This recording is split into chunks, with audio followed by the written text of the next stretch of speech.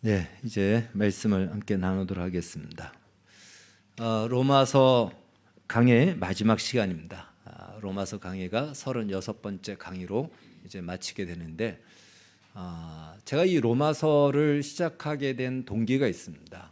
물론 이제 당연히 해야 되겠지만 여러 성경 중에 왜 로마서 강의를 제가 시작했냐면, 코로나 팬데믹을 맞이하면서 굉장히 혼란스럽고 답답하고 또 여러 가지 우리 신앙에 많은 위기도 오겠다라는 이러한 것들을 나름대로 생각하여 이 어려운 때에 가장 힘들 때 가장 필요한 것이 무엇인가?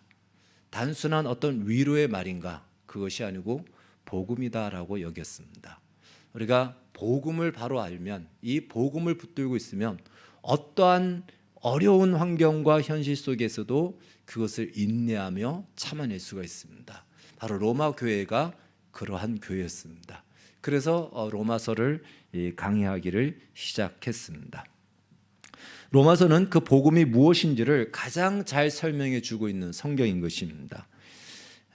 이제 36번째 강의를 통해서 여러분 이 복음에 대해서 어느 정도 좀 감이 잡혔는지 모르겠습니다. 바울이 로마 교회 성도들을 만나고 싶어 했던 이유 중에 하나가, 그가 로마서 1장에서 말해주기를 이렇게 얘기합니다. 1장 21절에서 어떠한 신령한 은사를 너희에게 나눠주기를 내가 간절히 원한다. 거기서 신령한 은사란 다른 무엇이 아닌 바로 복음을 말하는 것입니다.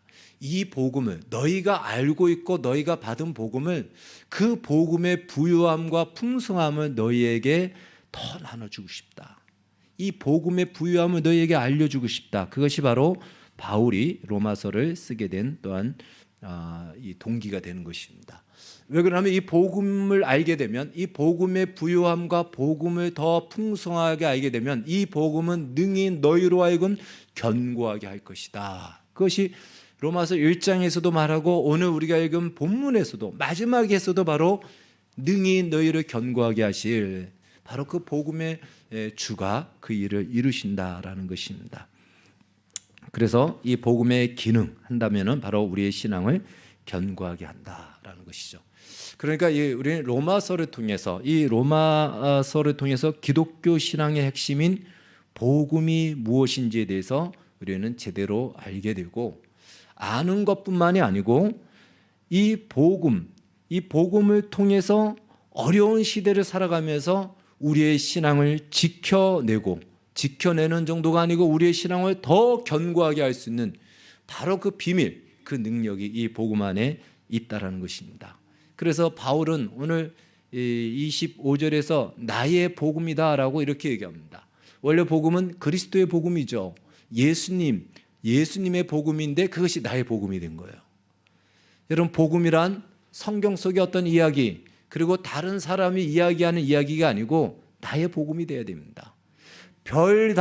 또 다른 무슨 다른 내용이 있는 것이 아니고 예수 그리스도의 복음이 나하고 연결이 될 때 비로소 그 복음이 나의 복음이 되는 것이에요. 저는 우리 모두가 이 복음이 성경의 이야기다, 이 복음이 어떤 누군가의 이야기가 아니고 내 복음이다라고 과감하게 단호하게 말할 수 있기를 바라겠습니다.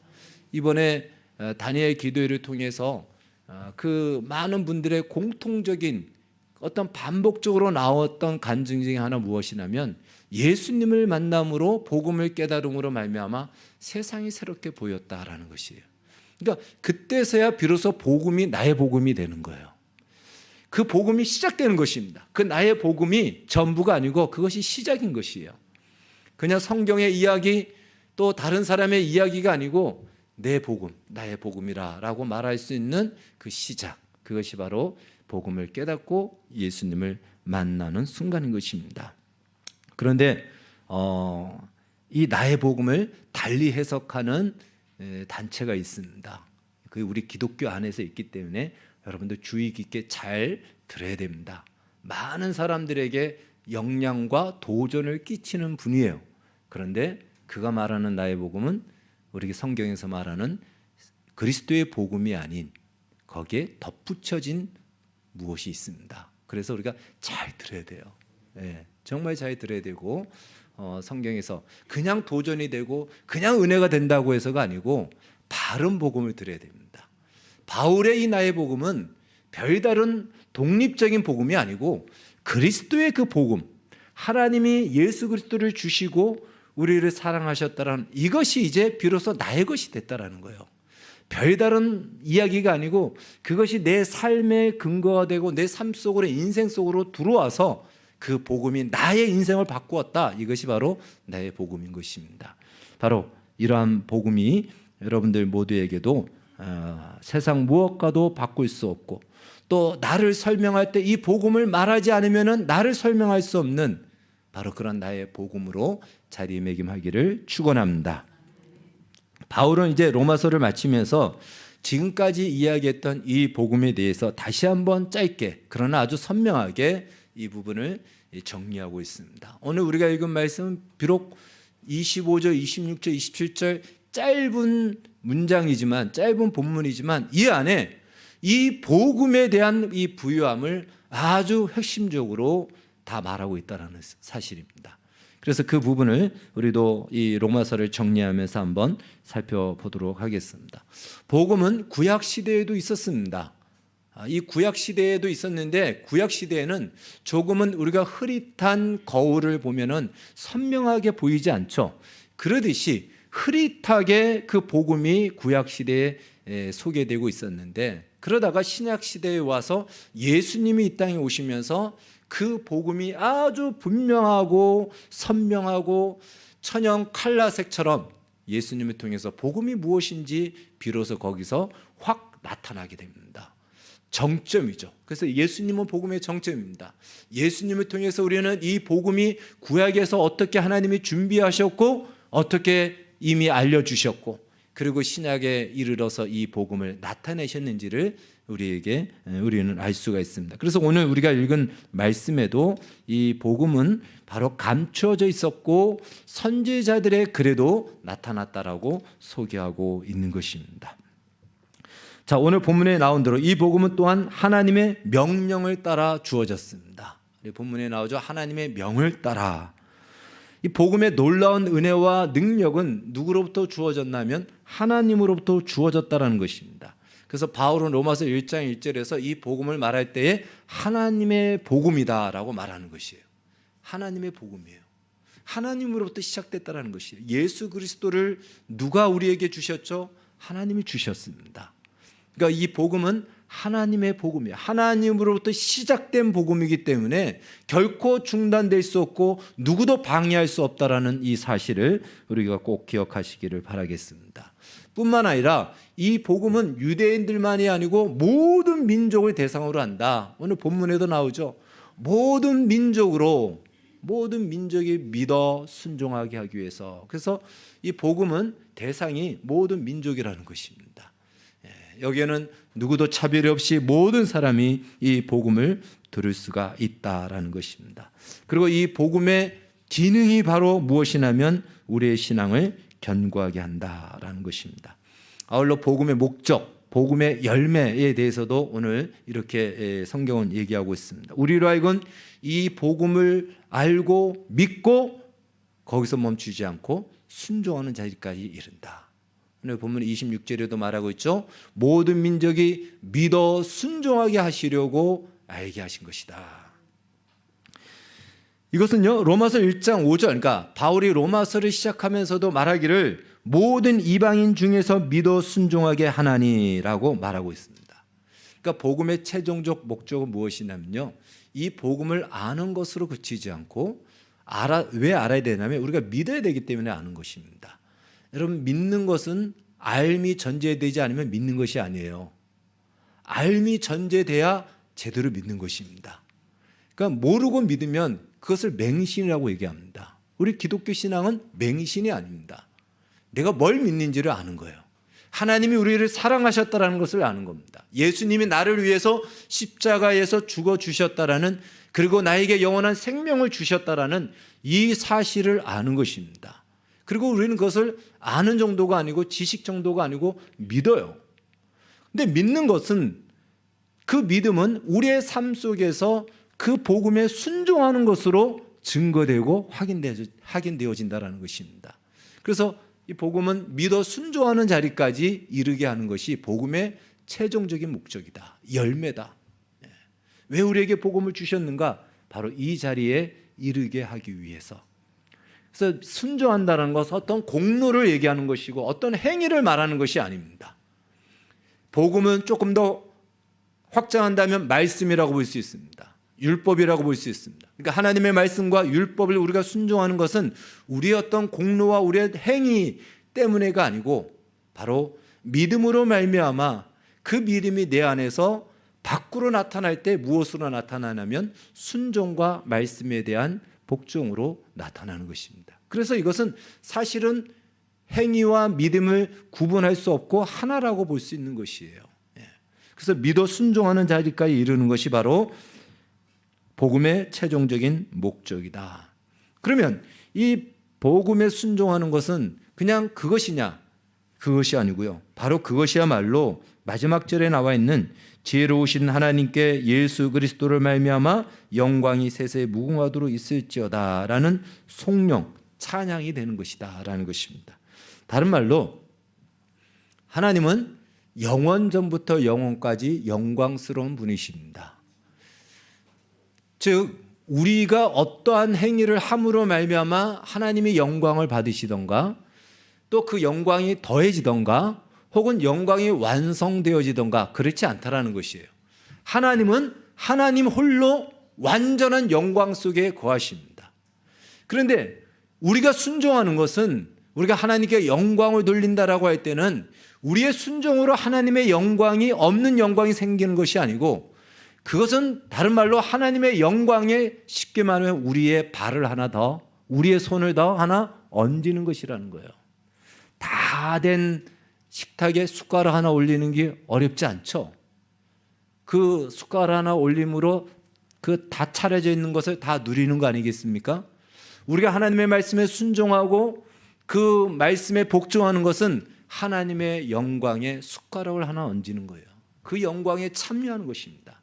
그래서 우리로 하여금 믿어 순종하게 하시는 이유는 무엇이냐면 그것은 우리에게 요구되어지는 순종하는 자리까지 우리의 의지와 우리의 노력과 애씀이 필요하지만 그 최종적인 이 종착지는 하나님의 영광에 우리가 참여하는 것입니다. 바로 그 자리까지 이르게 하는 것이 이 복음이 우리로 하여금 그 자리까지 데려가는 것이다라는 것입니다. 우리가 복음을 깨닫는 순간 복음의 시각으로 세상을 바라보게 됩니다. 그런데 이 복음으로 세상을 바라보는 안목이 생기는데 이것을 오해하는 경우가 종종 있습니다.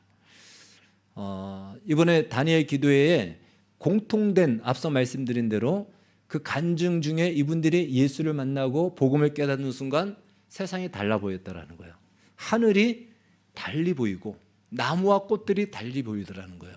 아마 이것은 우리가 복음을 만나고 경험한 분들은 다 경험했을 것입니다. 거리의 나무와 풀 한 포기조차 예사롭게 보이지 않고요. 그때부터 그냥 사람이 사람으로 보이지 않고 비로소 영혼으로 보이게 됩니다. 어떻게 하면 저 영혼을 구원받게 할까? 어떻게 하면 저 사람이 하나님을 알게 할까? 이렇게 비로소 영혼으로 바라보게 된다는 것입니다. 그러나 사실 우리의 현실, 우리를 둘러싸고 있는 컨텍스트라고 하는 이 현실의 상황과 환경은 전혀 바뀌지 않다라는 것입니다. 이제 이것을 어느 정도 신앙생활 하다가 깨닫게 됩니다. 분명히 나는 예수를 만나고 복음을 받음으로 말미암아 복음을 깨닫게 됨으로 말미암아 이상 세계를 보게 된 거예요. 쉽게 말하면 영적 세계를 보게 되고 경험하게 됐습니다. 그런데 현실의 벽과 현실의 한계는 바뀌지 않은 거예요. 이게 충돌이 됩니다. 부딪히게 됩니다. 그때부터 세 갈래의 신앙의 길이 나오게 됩니다. 세 갈래인데 첫 번째는요, 바로 현실과 신앙의 세계, 쉽게 말해 이 초월의 세계라고 할 수 있는 바로 영적 세계가 다르다는 것을 알게 됩니다. 그렇죠, 알게 되죠. 분명히 예수를 믿고 복음을 알고 새로운 세상이 펼쳐졌는데 나의 현실은 그대로인 거예요. 내 현실의 한계와 내 현실에 나를 괴롭히고 있는 그 현실은 그대로 있다라는 것이에요. 처음 얼마간은 그것을 감당해낼 수 있는 힘이 내 안에 있어서 감당해내는데 어느 정도 가다 보니까 이게 한계에 달하게 됩니다. 그때부터 갈등하게 되죠. 아, 현실은 현실이고 신앙은 신앙이구나.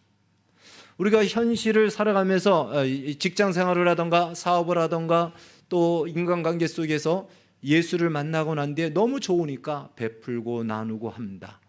그런데 현실에서는 그걸 이용만 해먹는 사람이 나타나게 되면 그때서야 정신 차려지게 되죠. 야, 이러다 나 다 망하겠네. 그리고 세상을 알게 되죠. 아, 현실은 냉혹하구나. 그리고 현실은 그렇게 우리 생각처럼 되지 않는구나. 그래서 현실은 현실이구나. 현실에서는 세상처럼 살아야 되겠구나라는 이러한 마음으로 이제 이원론적 신앙 혹은 신앙의 냉소적인 신앙, 신앙생활을 교회에서만, 신앙생활을 하나님 나라에 가서만 할 수 있다라고 얘기하면서 바로 이 현실을 그냥 세상처럼 살아가는 것입니다.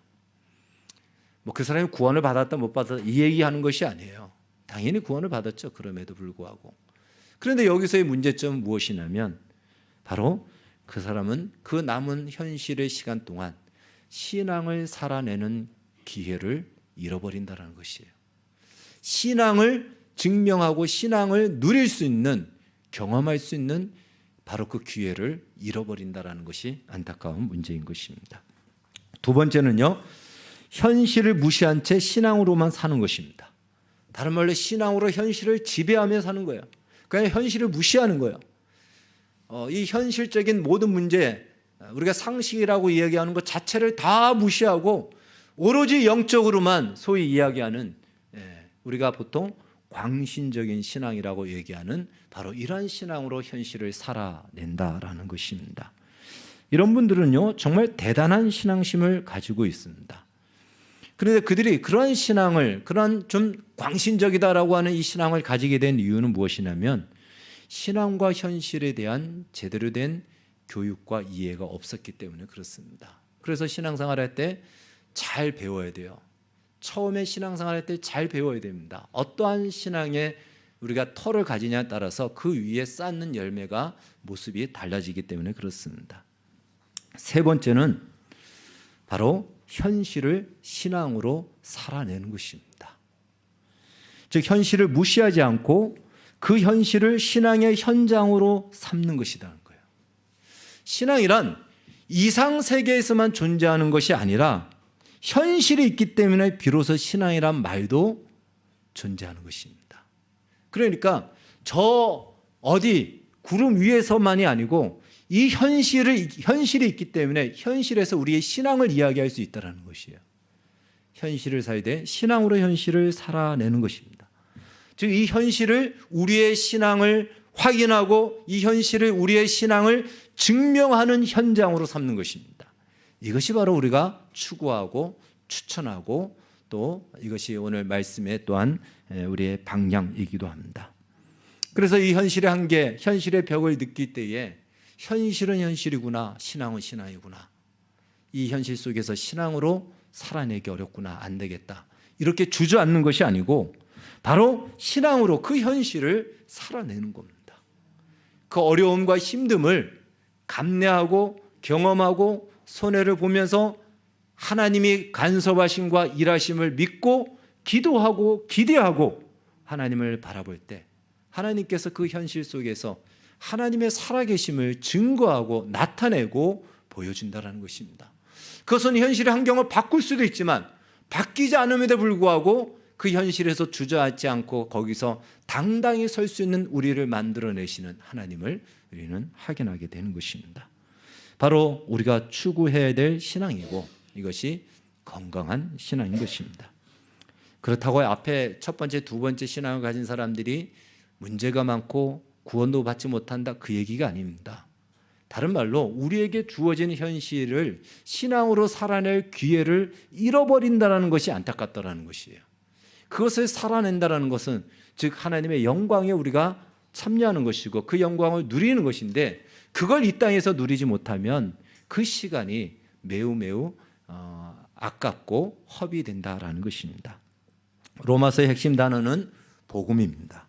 로마서는 이 복음을 설명하는 것이죠. 그렇다면 복음을 말할 때 따라와야 될 내용이 있다면 첫 번째 복음의 필요성이죠. 복음이 필요한 이유가 무엇일까?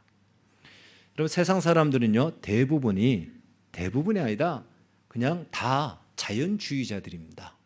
자연주의자들이란 자연의 이치를 그대로 받아들이는 것이죠. 자연이라는 말이 뭡니까? 자연이라는 것은요, 우리가 태어날 때부터, 우리가 존재할 때부터 먼저 있었던 법칙이나 어떤 존재, 그걸 자연이라고 얘기합니다. 그러니까 내가 태어날 때부터 있었던 이 나무, 자연이라고 얘기하는 거예요. 또 우리가 태어날 때부터 있었던 법칙, 자연 법칙이라고 얘기하는 겁니다. 그게 자연스러운 거예요. 왜? 태어날 때부터 있었으니까.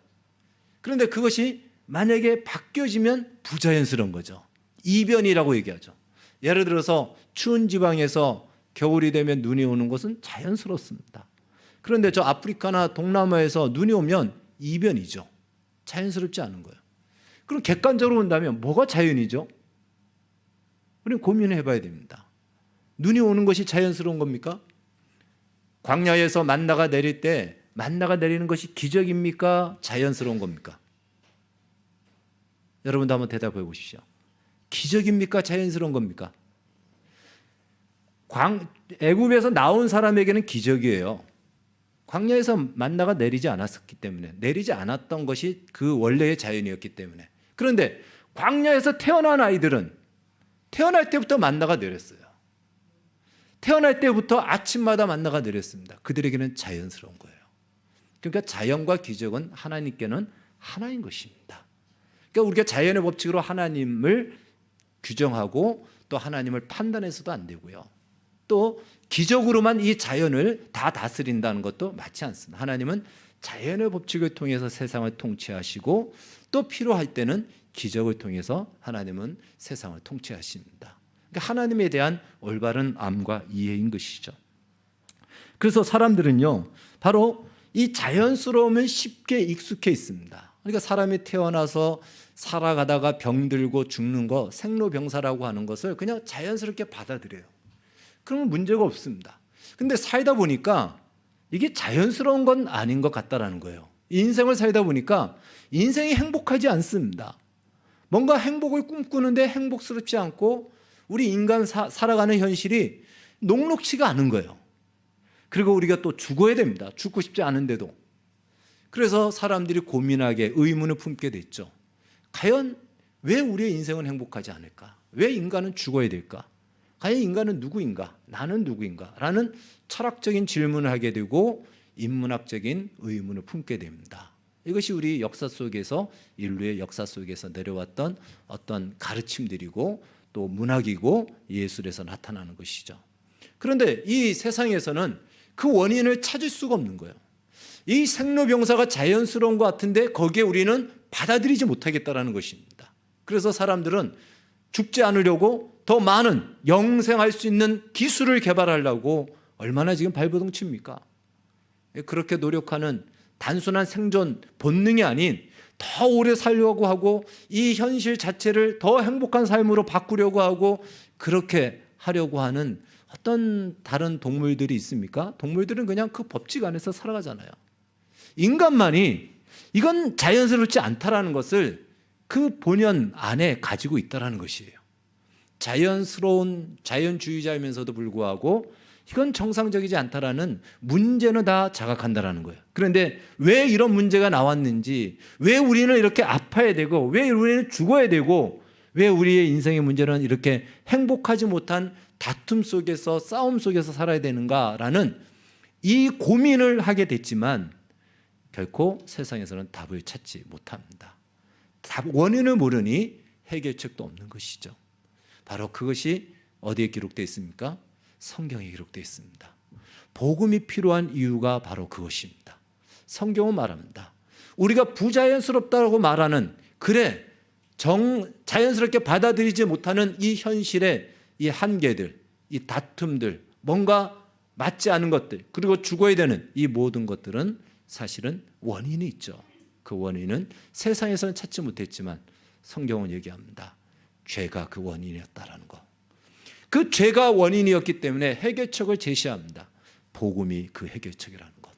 그래서 로마서가 복음을 말하면서 로마서에서는 바로 죄를 얘기하고 우리 인간의 상태를 얘기하고 이 복음을 받았다면 그렇다면 이 문제를 해결했다라는 것인데 문제가 해결된 사람의 삶의 모습은 어떠해야 되는지 그것이 로마서 12장부터 이 복음에 펼쳐지는 현실의 삶을 이야기하는 것입니다. 바로 그것이 우리가 이 복음에 순종하는 그 자리에 이르게 되는 것이다. 그래서 예수를 믿는 사람은요, 이 세상의 한계를 경험할 때에 현실의 벽에 우리가 부딪힐 때에 거기에 주저앉고 절망하는 것이 아니고 우리는 그것을 뛰어넘을 수 있는 그 생명과 그 약속과 능력이 이미 우리가 받은 복음 안에 있다라는 사실을 우리는 기억해야 됩니다. 아멘이십니까? 별다른 것에 있는 것이 아니고 이미 복음 안에 그 능력이 있어요. 그 생명이 있습니다. 그래서 우리는 이 복음으로 현실을 살아내므로 말미암아 하나님이 본래 우리 인생 속에서 허락하신 현실이 무엇인지를 너희 스스로가 확인하고 증명하고 그것을 누리라는 것이에요. 그것이 바로 구원을 누리는 것입니다. 우리는 복음을 믿고 구원을 받았습니다.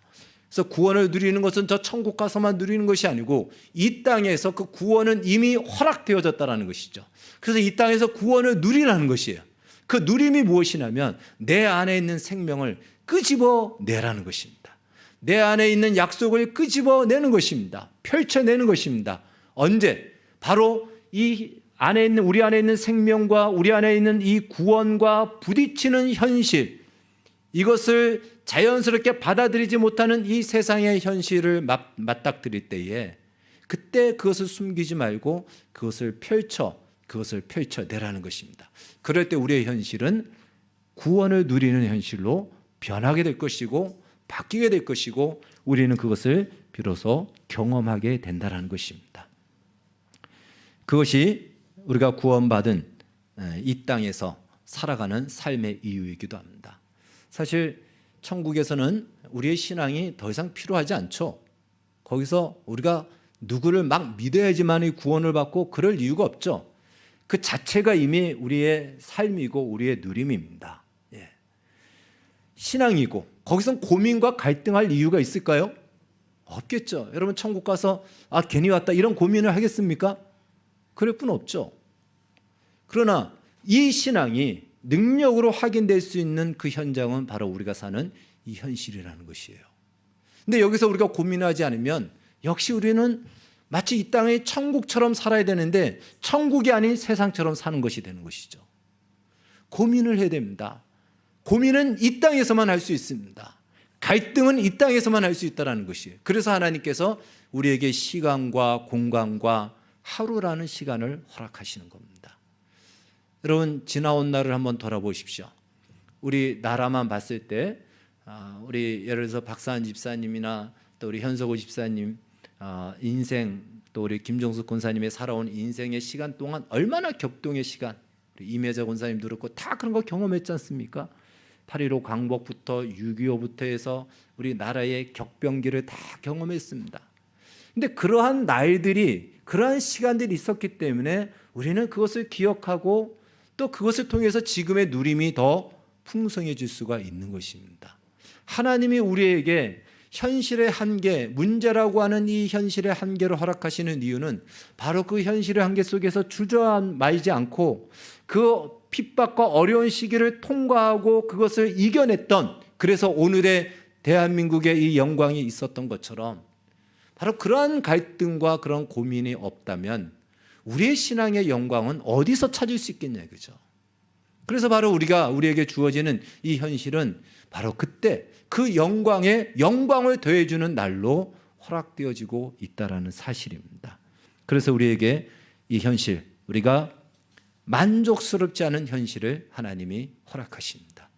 그 현실을 만족스럽지 말고 고통을 받으라는 것이 아니고 바로 세상의 법칙이 아닌 하나님이 본래 주시고자 하시는 그 풍성한 현실을 만들어내라는 것이에요. 어떻게 만들어내죠?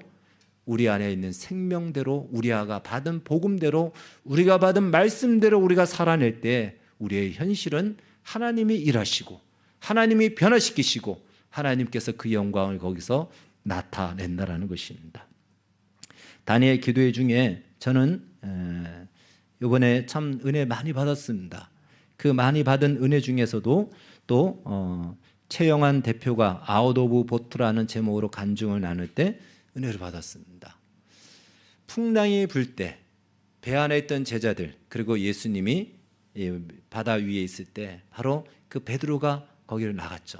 나가서 가다가 빠지게 됐죠. 예수님이 건져 주셨습니다. 그래서 보트로 나오라라는 이러한 간증으로 이야기를 했습니다. 그분의 의도를 저는 정확하게 파악을 했습니다. 두 가지가 다 있을 겁니다. 보통은 사람들은 모험이라고 볼 수 있겠죠. 예수를 위해서 안일하게 있지 말고 거기서 나와서 새로운 도전을 하라라는 이러한 메시지로 받기도 하지만 최영환 대표가 이야기한 것은요, 거기서 선한 가치를 추구하라는 것이었습니다. 여러분, 우리 인생 속에서 풍랑이 일 때에 그냥 풍랑이 있었으면 배 밖으로 나갈 이유가 없죠. 거기서 풍랑이 있는데 예수님도 안 계시는데 풍랑이 있는 이 바다를 내가 도전하리라고 나가는 사람은 좀 정신이 나간 사람이죠. 누가 있기 때문에 나갔습니까? 예수님이 있었기 때문에 나간 겁니다. 예수님은 선의 가치의 기준인 것입니다. 풍랑은 어쩌면 이 세상 속에서 우리의 인생의 현실을 쪼여오고 또 만족스럽지 못하는 그러한 우리의 한계와 절벽을 경험하게 만드는 현실 속에서 우리는 무엇을 추구할 것인가? 거기서 안전한 것을 추구하고 그 현실 앞에 주저앉고 이 세상이 말하는 대로 따라갈 것인가? 아니면은 선의 가치, 그 가치의 기준 대신 예수 그리스도를 쫓아갈 것인가? 지난주에 말씀드린 것처럼 선한 데는 지혜롭고 악한 데는 미련하라 라는 말씀처럼 바로 이 선이란 하나님 보시기에 좋은 것이라고 하지 않습니까? 하나님의 말씀과 뜻을 선택하는 이 배역을 우리가 맡을 때에, 이 배역을 우리가 감당할 때에 비로소 세상은 우리로 인하여 바뀌어진다는 것입니다. 그것을 하나님이 기억하시고 또 앞서 간증했던 그 선교사님의 간증과 연결한다면은 바로 그 시간만큼만이 하나님 나라에서 기억되어지는 시간이라는 것입니다. 우리가 100년의 시간을 산다면 주님 나라에서 얼마만큼 우리의 인생의 시간을 주님이 녹음해서 보여줄까요? 그 시간은 바로 주님과 동행하는 시간이었다.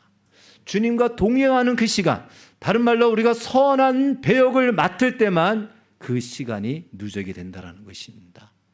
그러나 우리의 현실 속에서 우리의 갈등을 일으키는 현실의 벽과 한계, 그 상황 속에서 우리가 무엇을 선택하느냐? 우리 안에 이미 받은 복음 안에 있는 생명을 따라서 말씀에 순종하여 선택할 것이냐? 여전히 세상을 보며 내 생각대로 나의 어떤 계산대로 살아갈 것이냐? 물론 세상에서는 그것이 더 성공할 수도 있겠지만 하나님 나라에서 기억되고 주님께서 칭찬해 줄 그리고 그 영광에 참여할 바로 그 건술은 우리가 선한 배역을 맡을 때입니다. 지난 한 주간 이것을 묵상하면서 또 많이 실패했구나. 가장 가까운 부부관계에서 또 사람들과의 관계 속에서 또 어떤 목사님들과의 관계 속에서 또 상대가 내가 원하는 모습으로 반응하지 않을 때 거기서 나는 선한 배역을 맡아야 되는 거예요. 그와 상관없이. 그런데 거기서 나오는 반응에 따라서 나는 악의 배역을 맡으라는 거예요. 나 자신이. 기분이 나쁘니까. 그러니까 악한 배역을 맡는 거예요. 바로 그것이 거치는 함정에 빠지는 것입니다. 그래서 이 로마서를 마무리하면서 다시 한번 이제 이 복음이 무엇인지를 우리가 이론적으로 알았다면 실제적인 것은 우리의 삶에서 이 복음을 살아내는 것이죠. 복음을 살아낸다는 것이 무엇이냐? 이미 우리 안에 있는 약속과 이미 우리 안에 있는 생명, 이미 우리를 살리고 영광 가운데 이끌어가는 이 복음의 말씀 앞에 우리가 순종하는 자리에 이르는 것입니다. 복종하는 자리에 이르는 것입니다.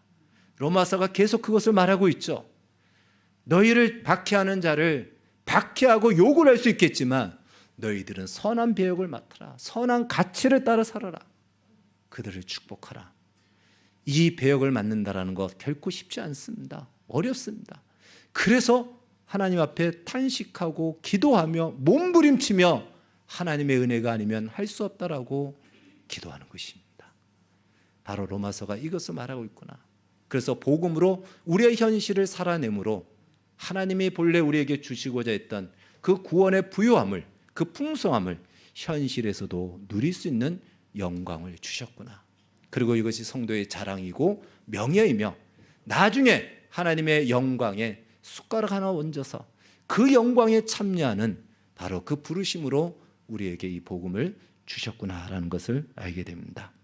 우리 모두가 기억하셔서 이제 이 복음을 머리로 아는 것으로 끝내지 마시고 이 복음이 내 안에서 역동하여 나의 손과 발과 입과 나의 삶으로 나타나 그것이 우리의 자랑이 되고 명예고 하나님의 영광에 참여하는 그 은총임을 기억하여 복음으로 우리의 현실을 누리고 살아내는 복된 주의 백성들이 되기를 주의 이름으로 축원합니다. 기도하겠습니다. 하나님 아버지 감사합니다. 우리에게 복음을 주셔서 감사합니다. 이 복음을 따라서 이제 우리의 삶이 이 땅에서 하나님이 주신 구원을 풍성하게 누림으로 말미암아 우리로 말미암아 세상이 놀랍게 변화되어지고 세상 사람들도 이상하다라고 하는 이것을 복음 안에서 그 답을 찾게 하여 주시옵소서. 예수님의 이름으로 기도하옵나이다. 아멘.